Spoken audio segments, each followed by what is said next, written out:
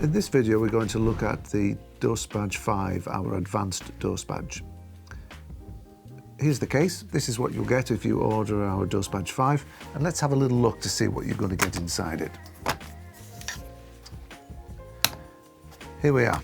We have everything you need to set up your doseBadge5 dosimeters, including many things like the dose badges themselves, the docking station, etc, etc.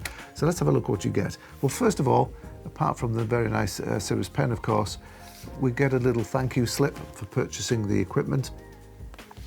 And if you look on the back, there's a product and warranty registration card.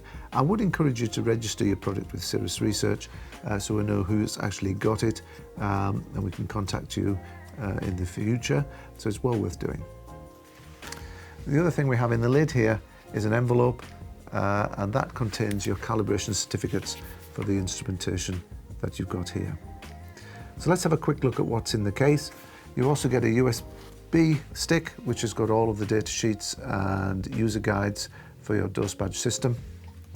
We've got a docking station, we've got the dose badges themselves, some batteries, a calibrator and a USB download cable. So what we'll do next is we'll get all of the pieces of equipment out, and I'll go through with them one by one and how each of them fit together and how they're used. So here's all the different elements that we've had in the kit case that we've taken out. So let's go through one by one what we've got.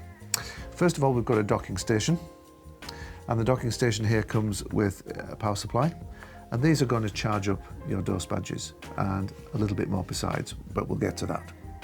We've got the dose badges themselves, which are here, and we'll go through those in a bit of detail at the moment. And of course, you may have bought one dose badge or 5 dose badges or 10 or whatever, but this is what an individual dose badge looks like.